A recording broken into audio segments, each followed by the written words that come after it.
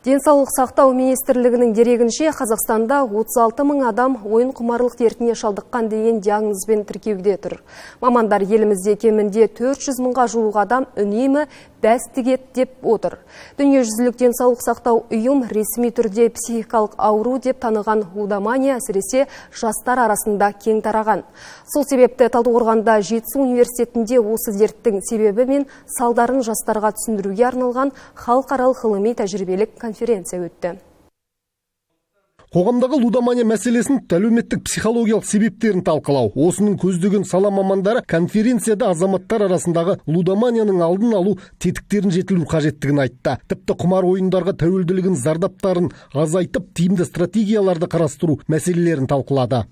Балы тәсілдері зерделенді. Жаппай сандық зерттеулер, проблемалық ойын, мінез құлық тәжірибесі бар тұлғалармен тереңдетілген сұхбаттар, психодиагностикалық тексерулер, құқықтық және институционалдық талдау, білім беру ортасын бағалау. Біздің деректер құмар ойын белсенділігінің ең кең таралған түрлері букмерлік бәс тігулер, карта ойындары екенін көрсетеді.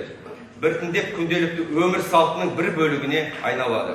Конференция барысында секциялы отырыстар ұйымдастырылды. Онда ғалымдар мен сала мамандары лудоманияның әлеуметтік, құқықтық, психологиялық және медициналық аспектілері бойынша пікір алмасты. Қатысушылар құмар ойындарға тәуелділіктің алдын алу тетіктері, халықаралық тәжірибе және мемлекеттік реттеу мәселелері жөнінде баяндамалар жасады. Жалпы үкімет тарапынан ғылыми зерттеулерге қаражат бөлінді. Енді осы зерттеулердің қорытындысын қалай біз енгіземіз, қалай біз оны практикамен ұштастырамыз, ол өте маңызды. Себебі зерттеу қорытындысы бүгінгі таңда сөреде қалып қоймау керек. Ең бастысы, оны біз пайдалануымыз керек. Және қоғамның игілігіне, жастардың, жалпы азаматтардың игілігіне. Сала мамандарының ақпарынша бүгінде елімізде 400 мыңға жуық азамат букмекерлік кеңселер мен казинолардан шықпайды. Тіпті букмекерлік кеңселер ашық жұмыс істемесе де, ұялы телефон арқылы онлайн ойынның әлегіне түскендер жетерлік. Оның ішінде беделі бар тұлғалардың да осы ойындардың арбауына түскені аз емес. Мәселен, жақында өңірімізде құмар ойын ойнаған шенеунік лауазымынан айырылды. Оның әрекетін прокуратура мемлекеттік қызметке кір келтіру деп бағалапты. Мұнан бөлек қалалық прокуратура құмар ойынға қатысты тағы бір істі тергеп тексеру жұмыстарын жүргізуде. Қазіргі кезде бізде бір қылмыстық іс қаралуда. 4 ағайындар ойын ұйымдастырады. Ол жерде бір-бірінен азарт ойынның түрі ғой ол да. Енді кезде бұл қылмыстық жауапкершілігі сотта қаралуда. Онымен қоса жаңағы заңсыз айналыммен тапқан қаражатты да талап арыз арқылы қайтаруға жұмыс жасап жатырмыз.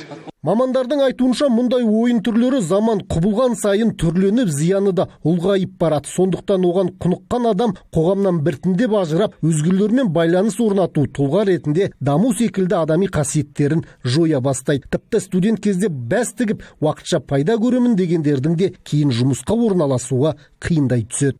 Жалпы енді бұл Жетісу мемлекеттік университетімен бірге өтіп жатқандықтан жастарға айтарымыз, лудоманиядан бойына аулақ ұстау керек. Лудоманияның зардабы келешекте өздерінің болашағына үлкен кедергі келтіретінін айтқым келеді.